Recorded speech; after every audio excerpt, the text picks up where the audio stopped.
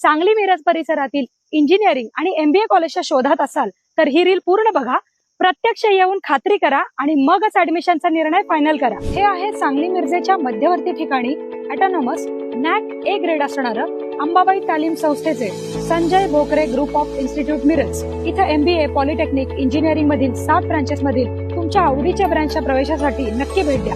या इन्स्टिट्यूटचं खास वैशिष्ट्य, इथे तुम्हाला उत्कृष्ट शैक्षणिक सुविधा देऊन गव्हर्नमेंटच्या सर्व स्कॉलरशिप तसंच चांगल्या कंपनीत चांगल्या पॅकेजच्या उत्तम प्लेसमेंटची हमी दिली जाते आणि यासाठी लागणारं हँड्स ऑन ट्रेनिंग सुद्धा विद्यार्थ्यांना इथे दिलं जातं। Sports event, cultural event, seminars यामधून विद्यार्थ्यांच्या कलागुणांना पण संधी मिळते। विद्यार्थ्यांसाठी हॉस्टेल, कॉलेज बस या सुविधा आहेत। सुंदर कॅम्पस तसेच अतिशय मानाचा असा radio city business Titans excellence in education award या संस्थेला मिळालाय। अधिक माहितीसाठी डिस्प्लेवर दिलेल्या नंबरला लगेच फोन करा आणि ऍडमिशन घेऊ इच्छिणाऱ्या तुमच्या मित्रमैत्रिणींना आणि त्यांच्या पालकांना हे रील नक्की शेअर करा।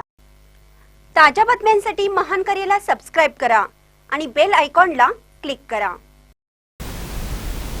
नळांना काळे पाणी येत असल्याने जलवाहिनी बदला, मनोज साळुंके। इचलकरंजी येथील आंबेडकर पुतळा ते शाहू पुतळा रस्त्यावरील सर्व मिळकतधारकांच्या नळाला गटारीचे दुर्गंधीयुक्त पाणी येत आहे। गेल्या 4 महिन्यांपासून सदर पाण्यामुळे नागरिकांचे आरोग्य धोक्यात आले, त्यामुळे तातडीने जलवाहिनी बदलावी अशी मागणी माजी नगरसेवक मनोज साळुंके यांच्या नेतृत्वाखालील शिष्टमंडळाने पाणी पुरवठा विभागाला केली।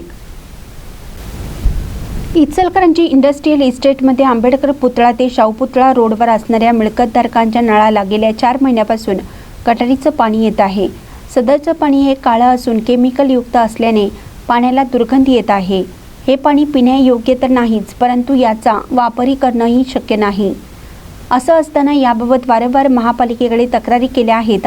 याबाबत महापालिकेच्या पाणीपुरवठा विभागाच्या अधिकारी व कर्मचाऱ्यांनी सदरच्या काळ्या पाण्याचा स्रोत शोधण्याचा प्रयत्न केला, परंतु तो आढळून आलेला नाही। त्यामुळे अद्याप नळाला पाणी काळं येत आहे। त्यामुळे नागरिक त्रस्त झाले असून त्यांच्या आरोग्याचा प्रश्न निर्माण झाला। त्यामुळे सदर ठिकाणची संपूर्ण जलवाहिनी बदलण्यात यावी अशी मागणी माजी नगरसेवक मनोज साळुंके यांनी केली। यावेळी नागरिकांनी आपल्यासोबत नळाला येणारं दुर्गंधीयुक्त काळं पाणी बाटलीमधून आणलेलं होतं। सदरचं पाणी महापालिका अधिकाऱ्यांना दाखवण्यात आलं। त्यानंतर महापालिका अधिकाऱ्यांनी तातडीनं प्रत्यक्ष जागेवर जाऊन पाहणी केली। यावेळी सदरची जलवाहिनी ही सुमारे 8 ते 10 फूट खोलीवर आहे, त्यामुळे याची दुरुस्ती करणं अशक्य असल्याचं अधिकाऱ्यांनी सांगितलं। तर तातडीनं सदरची जलवाहिनी बदलण्याचं काम पूर्ण करून देण्याचं आश्वासन यावेळी शिष्टमंडळाला दिलं आहे। शिष्टमंडळामध्ये मिलिंद जगताप, अनंत जोशी, आनंद कोकळगी, विक्रांत पोटे, दीनानाथ होगाडे, राजेश मंगलाणी, रूपा कुलकर्णी, अमोल होगाडे यांच्यासह नागरिक मोठ्या संख्येने उपस्थित होते। महानकरी न्यूजसाठी प्रवीण पवार, इचलकरंजी।